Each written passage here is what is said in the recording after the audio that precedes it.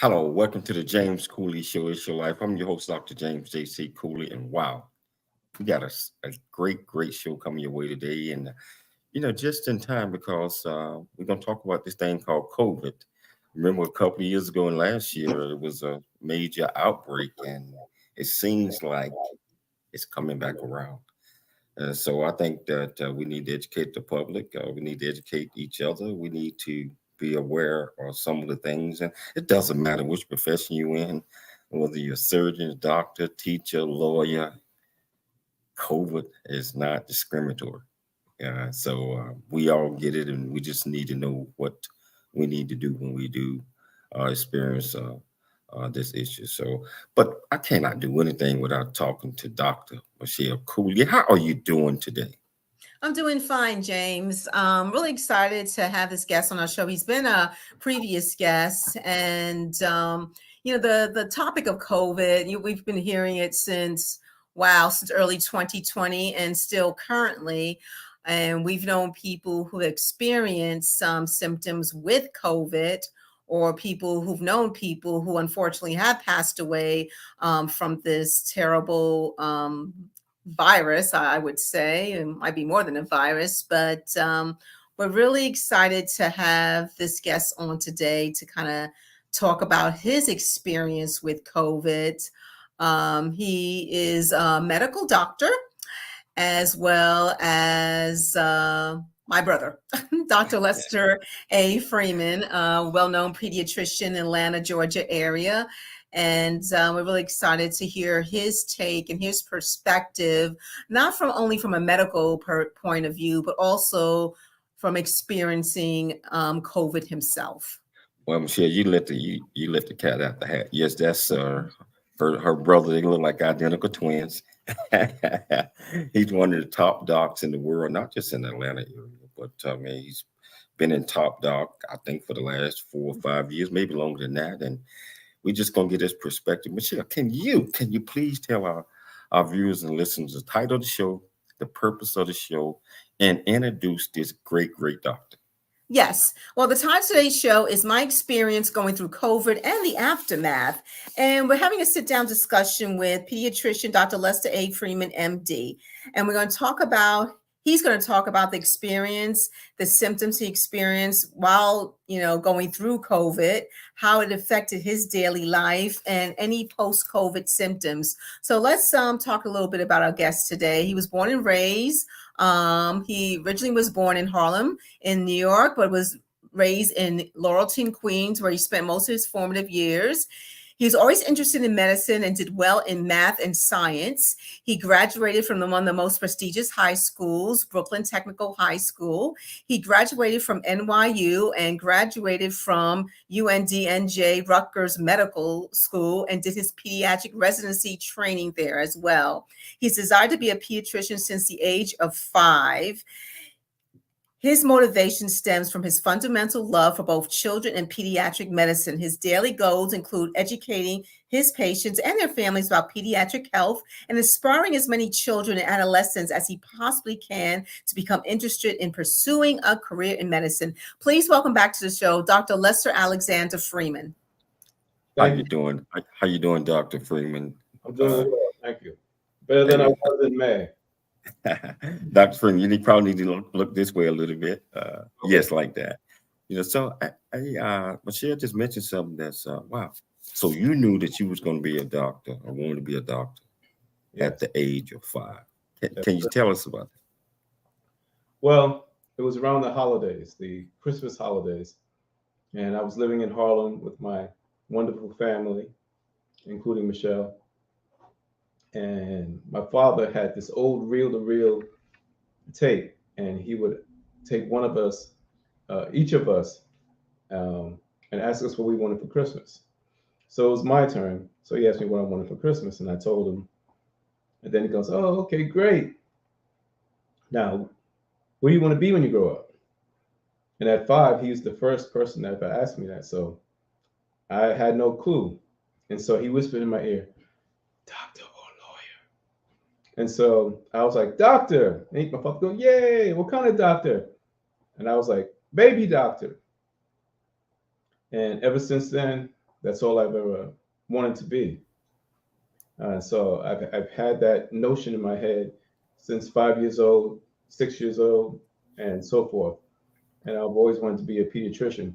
I didn't know what a pediatrician was because before I thought a baby doctor, I would deliver the babies, Hmm. but that was not to my liking. So I'll take care of the children after they were born. So, what was the best adjective you would say that describes who you are, and why would you use that adjective?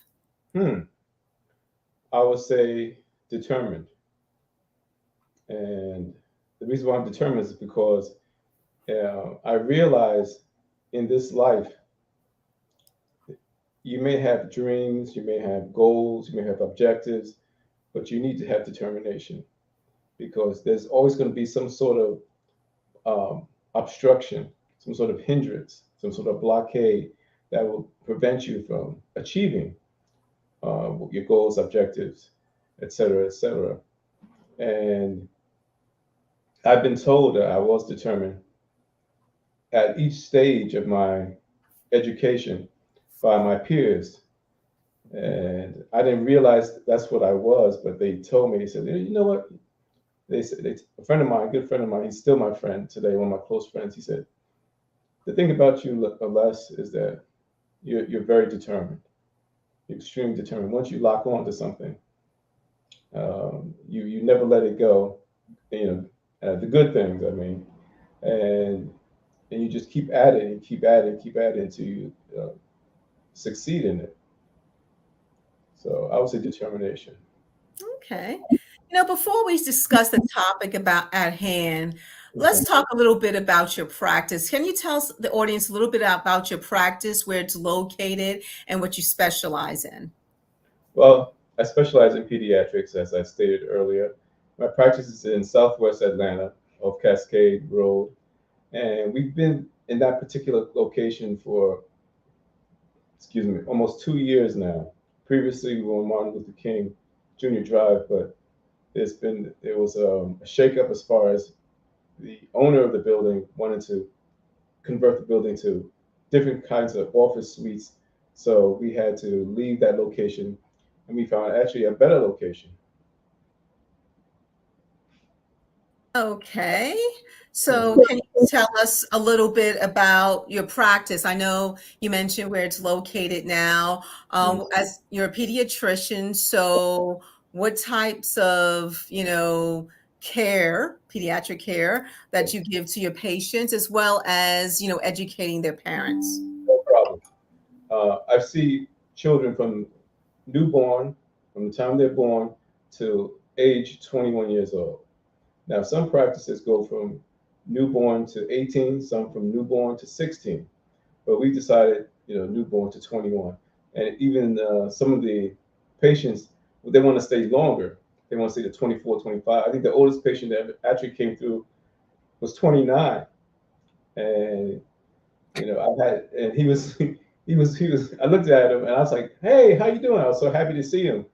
And he asked me to do him a favor. He said, Dr. Freeman, while I'm here, could you please look at my ear? I think I might have an ear infection. And I stared at him. I said, how old are you? And he said, 29. I said, 29. I said, boy, you're a grown man. You need an adult doctor. And he said, come on. He started whining like he was still a kid. So I looked in his ear, and sure enough, he did have ear infection.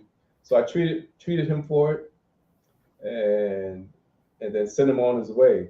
And so, but yeah, so usually we see him from 0 to 21 years of age, Mhm. and we the most of the thing that I pride myself in is when they're born, growth, nutrition, and development are extremely important, especially for the first 2 years of life. So I have the patients come in first once a month, then every 2 months, and every 3 months, every 6 months, and then by the time they're 3 years old, we do it once a year. And their development is extremely important because during that time period, especially for the first 2 years of life, we can see if there's anything that is amiss, anything that's going wrong, and then we can intervene and hopefully correct it. And so, in addition to the development, which is extremely important, and make sure the nutrition is on point, because especially for new parents, this is another human being who they're not used to taking care of. So I would encourage them and let them know how much a baby's supposed to be fed and when they can advance the baby's diet, so they can go on to cereal, soft foods, and baby foods, and then a more adult diet. Like by 9 months old, babies usually try to take what's on their parents' plate. And so we look at that as well. We look at their growth, make sure we look at their what their newborn weight was and their newborn height, because usually a baby is born at 7.5 pounds. They're 20 inches long with the head circumference of 35 centimeters. By the time they're 3 or 4 months old, that weight should be double. By the time baby's 12 months old, that weight should be triple. So we look at the growth chart, and we plot it along the growth chart and make sure that he or she is going in the right direction. Now, sometimes things go awry and parents try to do their own thing, and which can produce disastrous results. I remember one patient in particular, when I was in Jersey doing my training in pediatrics.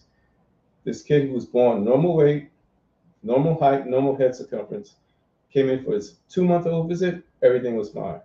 By the time he came in for his 4-month-old visit, not only was he double his birth weight, he was almost quadruple his birth weight. He was so heavy that he could not even turn over, and he looked miserable, and he was sweating profusely. So I looked at the kid, and I asked the parents, "My gosh, this kid is big." I said, "What have you been feeding him, pizza?" And Dad laughed. He said, "Yeah, pizza and Doritos." I said, "No, seriously, what have you been feeding this kid?" He goes, "No, pizza and Doritos." And I stopped. I said, How'd you get him to eat pizza and Doritos?" He goes, "He would puree the pizza and the Doritos and serve it to him." And I was like, "Are you serious?" And he goes, "Yes." And Dad goes, "He loves it." I said, "Everybody loves pizza and Doritos. Doesn't mean you give it to him." And so I told him, I said, no more pizza and Doritos, okay? I said, "Look at him. He's miserable. He was sweating. He just looked terrible. He was breaking." Wow, a baby eating a pizza and Doritos, and that's not right.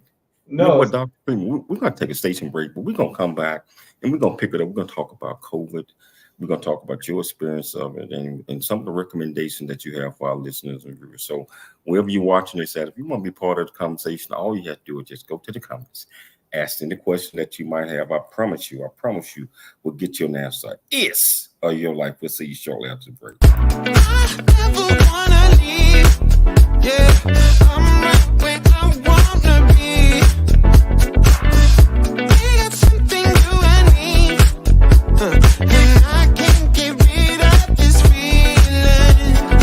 Just like a magnet, we're just like a magnet. The things we have can't be taken for granted. Now I know that it has always been you. I can't help it, I'm so drawn to you. Just like a magnet, we're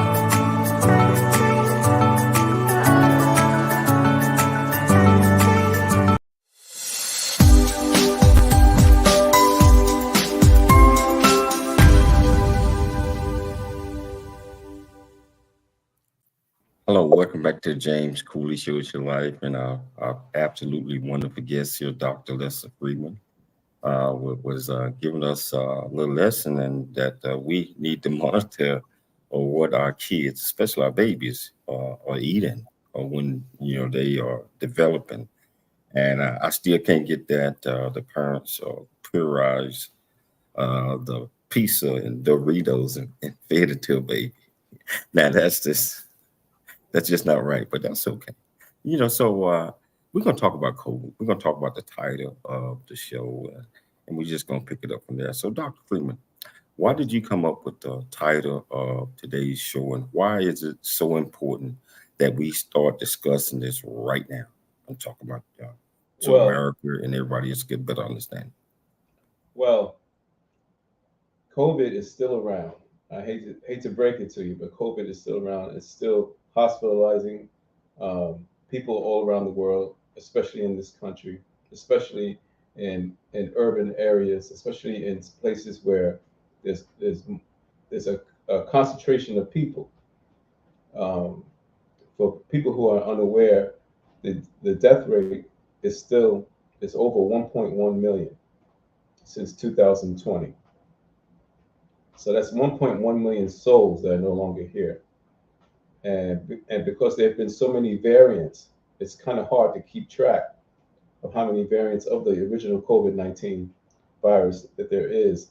But the current iterations are still causing a lot of hospitalizations, a lot of death, and a lot of complications. So it's I know they keep talking about this new variants, Right. but none of the pharmacies and places seem to have the COVID shots for that. Uh, It's what is so different with this new variants that the previous variants did not have? Keep in mind, viruses are living things, okay? And living things, they want to live too. And so if you throw something, an antiviral at it, or if you throw um, any sort of what you call it, um, medicine at it, they'll first initially they'll kill the virus, but over the course of time, the virus will mutate and say, "Wow, this thing is killing us." So I will mutate my metabolism so that I can kill whatever medicine that you send my way. And so then they mutate into a different strain, and they cause the same kind of damage once they enter into the respiratory tract of a human being. Dr. Freeman, can you tell the audience about your experience with COVID? Can you kind of start like the symptoms you experience, and we'll start with there. Okay. Yeah, my personal experience with COVID, 2000, I received the vaccines and the booster. So 2000, no symptoms. 2001, no symptoms. 2002, no symptoms. And during that period, every single person in my office who works for me, they all caught COVID at one time or another, and they had to vacate the premises and stay home for a few days. At one point, I think two or more people had COVID at the same time, and we had to shut down the practice for about a week. So, but fortunately for me, from 2000 to 2002, Do no you issue. mean, sorry, Dr. Freeman, do you mean 2020 or 2021? You mentioned 2000 and 2002. Forgive me. I mean, 2020, 2021, 2022. I'm in a time warp. And so, but in 2023, everything was going smoothly until the week of May 18th. That's when I started to develop respiratory symptoms, upper respiratory symptoms to be specific. Runny nose, coughing, sneezing. And I started to feel like I couldn't taste anything. And I started to have a headache, and my fatigue. I had a tremendous amount of fatigue, and so from that point on, I was so out of it. I said, well, let me just take a COVID test just in case. Now, I went to the pharmacy, my local pharmacy over at Walmart here. I picked up 3 or 4 tests. Each test kit has 2 tests in it. I opened up the test kit, swabbed my nose, put it in the testing unit, and you're supposed to wait 15 minutes in order to get when you get a positive or negative test. Mhm. I went to my phone to start the clock. I looked back at the test, and I was already positive in 15 seconds, not in 15 minutes. As a matter of fact, I was so positive. I was so positive. Mhm. May I? No, keep going, doctor. Okay. I was so positive that I was, You were so positive that what I was, happened? I was so positive that my test was brighter than the Mhm. control. Now, if you know the control is a dark blue line, dark Mhm. dark blue line. My positive test was a dark red line, and it Oh, was bright, and it was brighter than the control. So I was extremely positive, and I said, "Wow!" So I took my temperature. It was 100.4, and mhm. last time I had a fever, because the reason why I say 100.4 because it's necessary to let everybody know that that is the cutoff for a fever. Below that, you're going towards a fever, but it's 100.4 is the cutoff. So anything above that is a fever. It's significant. And the last time I had a fever, I was 10 years old. So Mm. yeah, and so I said, wow. So I called everybody, Mhm. my staff, my family, let them know that I was positive, Mhm. and and then I went to bed because the fatigue in COVID is real. Um, as a matter of fact, I would wake up every hour and I'd tell myself, "Oh, wow, I feel pretty good," but I only had energy for like 30 minutes, and then my body would get tired, and then I have to go back to sleep. So that's the way it was for like 3 4 days. So when you said extreme fatigue, okay, I think everyone knows, when a person feels tired, they just want to lay down. What makes, I mean, was this fatigue a little different than, let's say, if you get a normal cold or if you have a flu? Do you feel like faint or that you just, you can't stand? Can you kind of go into that? Well, I've had the flu before, once in 2001, Mm-hmm. and with the flu, at least you have some reserves. Because I remember catching the flu, I had the cold symptoms for a week, back aches, body aches, and but for the rest of the month I was tired. But I had energy during the day, but then I'll be exhausted at the end of the workday. Mm-hmm. With this COVID, like I said, I would sleep for an hour or so, and then I wake up, I feel great. Then I try to do my normal routine around the house, whether it's cleaning up or what have you. But then within an hour, I feel completely drained, and then I'll have to go back to bed and sleep for another few hours. And so that's what's so unique about having this particular virus. Was that the most severe symptom you had? Was it the fatigue or was there other symptoms that were more severe than others? Initially, that was the worst of it, was the fatigue, until later on when I had developed complications. Oh, wow. Mhm. Okay. So what is the difference, in your opinion, between a really bad cold slash the flu and COVID? I know you mentioned about the fatigue being a little different, but what is the difference as far as, because I've had the flu before. I've had the flu. I was tired, had a headache, had a fever, had everything. So what is really the difference on the symptoms? I know everybody is different, but in your opinion. Well, the symptoms are extremely similar. Mhm. Because you can have a very bad cold, and they will, mimic the symptoms of COVID, of influenza, et cetera, et cetera. But the difference between having a cold does not last. It rarely lasts in an adult. Mhm. more than a week. Okay, and usually it lasts just a few days, depending on how well you treat yourself when you have these when you have that sort of illness. Mhm. But COVID could debilitate you and for like a week or more. And in addition to the coughing, the sneezing, the runny nose, the fever, you can also have loss of smell, loss of taste. Your appetite could be poor. You have vomiting, diarrhea, backaches, headaches, stomach aches, all kinds of aches. So it feels like the flu. It feels like the flu more than just a regular cold, rather than just a regular bad cold. And so it's a totally different phenomenon. So, when you mentioned loss of taste and, smell, did that come right away? I mean, when you tried to eat something, let's just say, did it have a certain bad taste, or you just didn't taste, let's say an orange or something like that, you just didn't taste the actual flavor of this particular food item? Can you explain? Well, initially, there's nothing wrong with my taste buds. Okay. But as time went on, I started having, I couldn't taste it. My food tasted different. And these are the foods that I normally would eat. I would munch on some cashews or eat an orange or anything like that.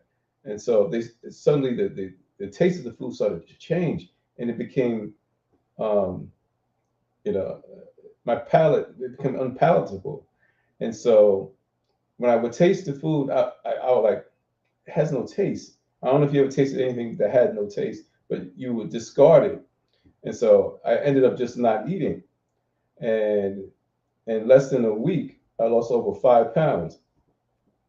And because I just refused to eat because things did not taste the way they used to. So Dr. Freeman, did COVID, did it interrupt your sleep pattern? Is that one of the symptoms that people experience once they're experiencing COVID? Can you tell us about that a little bit? Yes, it interrupted my sleep pattern tremendously because I would cough several times during the night, and I would have coughing spasms. I would wake up in the middle of the night and just start hacking and continuously for several minutes. And then I tried to go back to sleep. And then I had that postnasal drip, which would tickle my back and my throat, and that would spontaneously cause another spasm of coughing. So sleep was, I needed to sleep, but it was not happening when I had the COVID. So I would get as much sleep as I can during the day because at night it was almost impossible. Wow. We're going to take a station break, but we're going to come back. We're going to pick it up, and we're going to delve deeper and deeper in the COVID, and we're going to talk about why I think people should get the new variant once it's come out. But we're going to get to see what the great doc think about that. And so if you want to be part of the conversation, all you have to do is just go to the platform that you're watching this on and just ask any questions that you might have, and we promise you we'll get you an answer. It's Your Life. We'll see you shortly after the break. Really get a chance to know who you are. And once you know who you are, you truly know who you are, love who you are. Love who you are. You're a masterpiece. Love who you are. Love who you were born to be. Love me some me.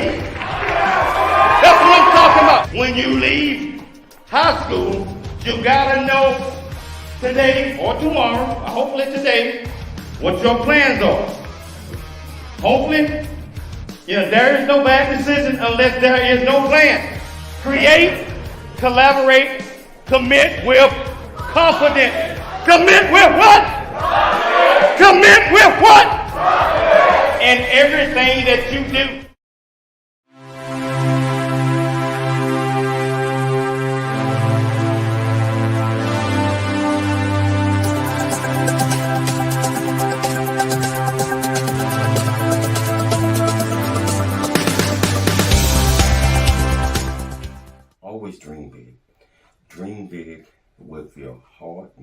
So dream big, think big, and be big at everything that you do. But continue to understand that you can do anything that you set your mind to. You can do anything that you set your mind to, but just continue to do it. So dream big, think big, and be big at everything you do. I want to thank Unified Ramsey for giving me an opportunity to be a part of this great book. Thank you, thank you, thank you.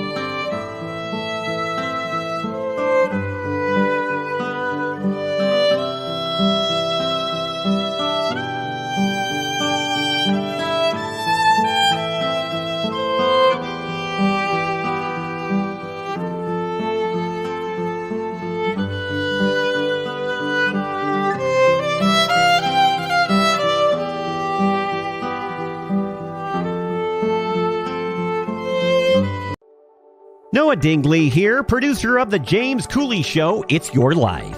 And the new audio version of James' book, Country Boy, City Boy, A Journey That Ain't Over Yet, is a must-have. James shares his true life story of struggle and success in America. It's both a cautionary tale and a roadmap to achieving the American dream. Get the new audio version of Country Boy, City Boy, A Journey That Ain't Over Yet by James Cooley on Amazon.com or wherever audiobooks are sold.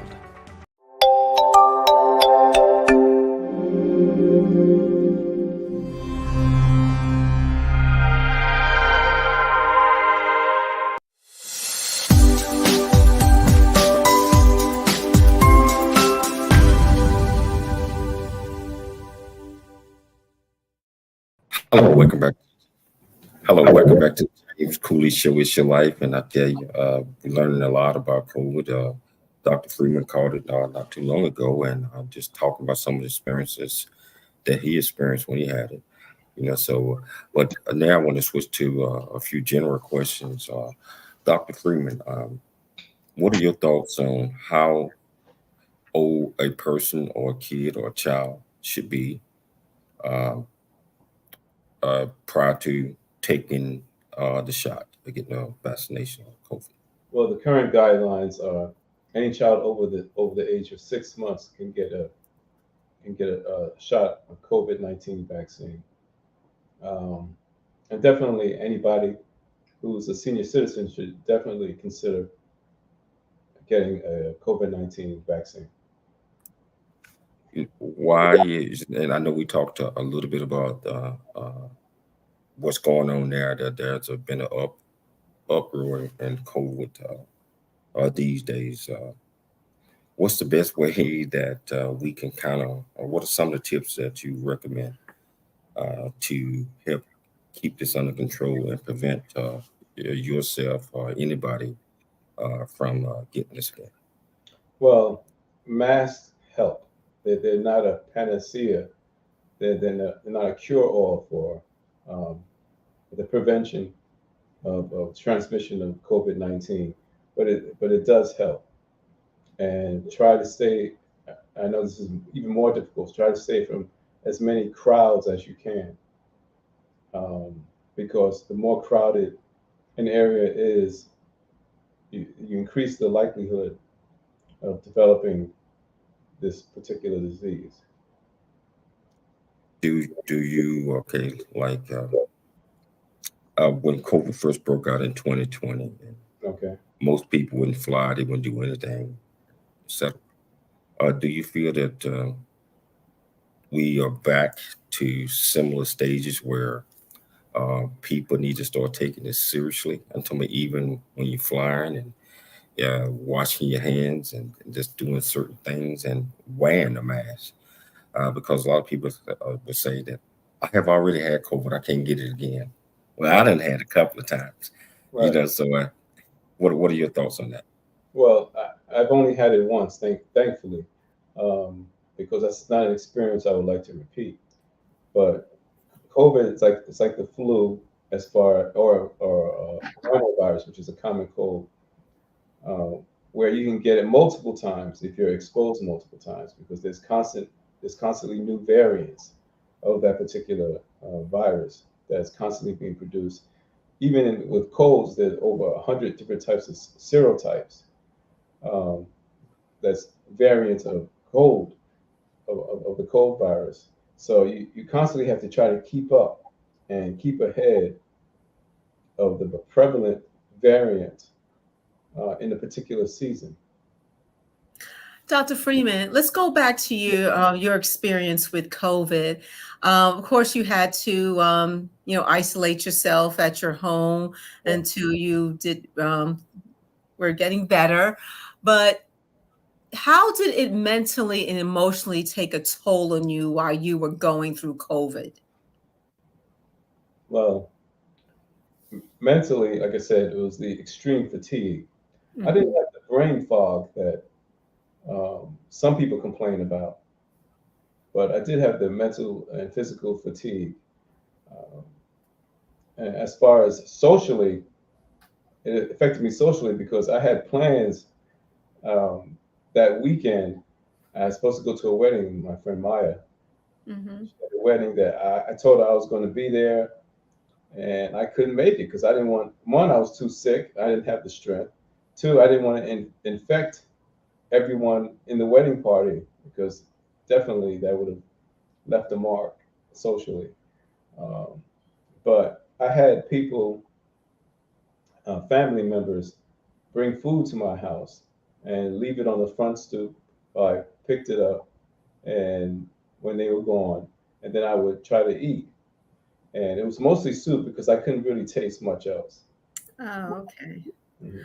So when did you start feeling better? How long from when you were first diagnosed with COVID until you started feeling better, where the symptoms were, being reduced?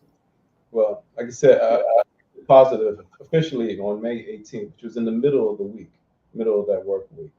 But I started having symptoms that Monday or Tuesday. And so I would say by Sunday, so I'll say that's about 4 days, that's when I started feeling better. And I would cough less, Mm-hmm. but I would still cough. As a matter of fact, it took me another month another month, the entire month of June, before I would actually stop coughing altogether. Wow. As a matter of fact, when I would, like, for example, I'm speaking to you now, I'm not coughing. Mm-hmm. But if this was back then, every word or every other word would be like, and so, Miss Cooley, I, so I went to, it was like that. I could not catch my breath without coughing. Wow. Yeah. What did you like after COVID, after, you were able to, leave the house and, let's say, return socially? There's post-COVID symptoms, right? Correct. That some people do experience, some people don't. Can you tell us about your experience, if you had any, with post-COVID symptoms, and how long do they usually last? And what I just described to you was part of my Oh, post-COVID complications because I would continuously cough and I couldn't get a sentence out without coughing, having a coughing fit. Um, and that lasted from, I would say, a week after I was diagnosed all the way. So you say a week after, that's the 25th of May, okay? But so it started from after 25th of May through the end of May, throughout the entire month of June. But by the end of June, I would cough less and less and less. And so, and by the time I started feeling better, I started exercising and exercising again, trying to get my strength up, trying to get my stamina back up. And when I would do that, the reason for me doing that is because I was supposed to run the Peachtree in Atlanta, Georgia, the following week, which was every July 4th. So after I started getting better, then I started training again. And the coughing, by the time July 1st came around, I didn't cough at all. I didn't cough at all. So Dr. Freeman, have there been an uptick in COVID that you see among our children and young adults? Uptick, I would say in my practice, no. I've heard of some, but not in the tremendous numbers that existed in 2020 or 21. What about are you vaccinating more children now than back in 2020? When you say vaccinating, you mean just general vaccinations? Until my force COVID. Well, we normally don't. I personally don't vaccinate. We don't have the COVID-19 vaccine at my facility. Oh, okay. I tell people who want to be vaccinated for COVID to go to their local health department. So what's some of the things that parents out there with smaller kids need to be concentrating on to make sure that their kids do not get it and they do not get it as well? Well, that is very, very difficult for a parent to do because most of their kids, especially kids that are school age, they're around other kids. They want to be around other kids, and they love sharing germs. They don't share their toys very well, but they love sharing germs. So I just tell the parents to just do the best they can, try to practice and instill proper hygienic methods, washing your hands, covering your mouth. In my practice, it's very common for a child to come in there and cough in my face. That's why I wear a mask. But you need, realistically, you need a hazmat suit in order to, effectively deal with all the respiratory germs that you can come into contact with on a daily basis. Wow. So hazmat suit and all that. And, so if a person, case in point, just had it, and they get to take all the necessary treatments, can they get it again like 2-3 weeks later? I mean, if they just gotten over that, did they build up enough immune in their systems to help fight it off? There is no limit to how many times you can catch COVID. I've known people who caught it 3 or 4 times, and it's probably not the same variant. It's probably a different variant, but they still caught it. And so everybody just has to do the very best they can. And it's very frustrating sometimes when people totally disregard just normal, proper hygiene or just normal courtesy and normal respect for their fellow human being by coughing. I'm talking about adults now, not even kids, coughing outwardly in public and not putting on a mask when you can. It's obvious this person has a respiratory issue. Yes. So I tell you, we're gonna take a stage break. We're gonna come back. We're gonna pick it back up because we're still gonna talk about this topic some more. So if you want to be part of the conversation, go to the comments, send a question that you might have, and I promise you we'll get you an answer. It's your life. We'll see you shortly after the break.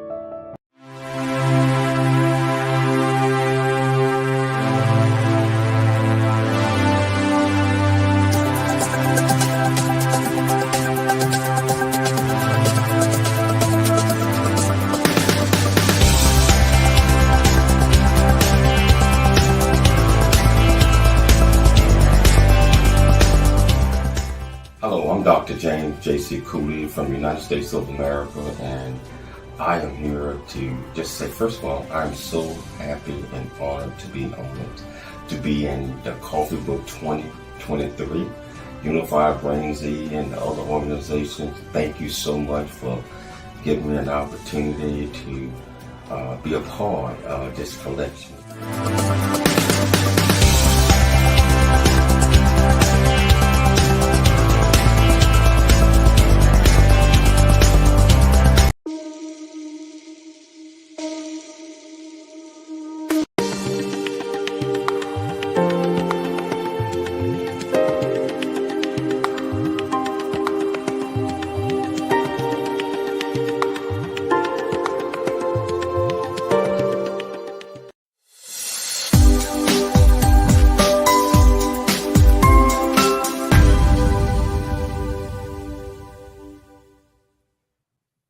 Hello, welcome back to the James Cooley Show. It's your life, and we talking about COVID, some of the things that affect us and how we feel about that. And Dr. Freeman was giving us a synopsis of what it was like with him having COVID, and I'm sure that many of you already had COVID as well. But we still need to be careful.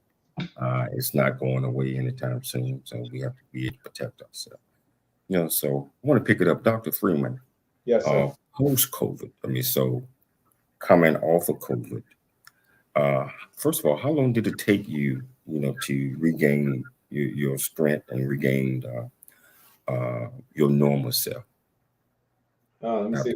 I would say May 15th.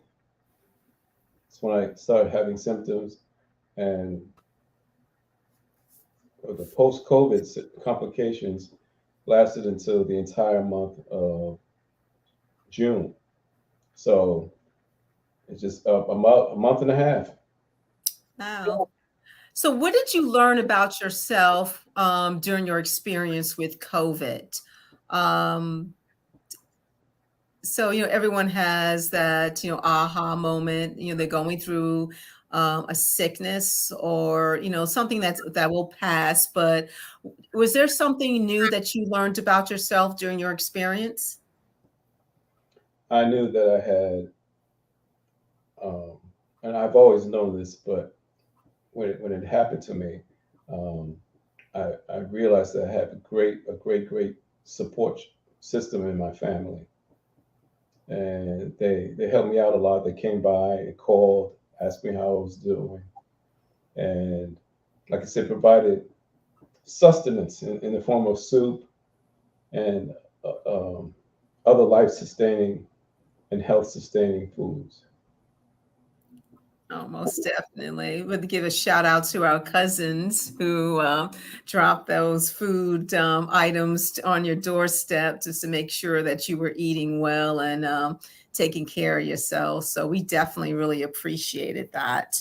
Yes. So is there anything is there anything you're changing right now? Because sometimes, we go out in public, we're around a whole bunch of people, you're a doctor. Is there any changes in your daily life that you feel you need to make so you won't contract COVID again? Or is that something that, you cannot control? Well, I thought I was doing pretty good in the beginning since 2020 when this all started. But like I said, with the advent of new variants, it's kind of hard to keep up. The only thing I can do is try to take care of myself as best as possible, as far as having the proper hygiene, which is not a problem. It's already built in. Make sure I eat properly. I exercise more now than I did before, and just trying to take better care of myself. That's what it is. And to remind everybody that comes through my office that it's not over yet, and I don't think it's going to be over. To be honest with you, they say that eventually everybody will catch COVID, and I believe they're right. Wow. Mm-hmm.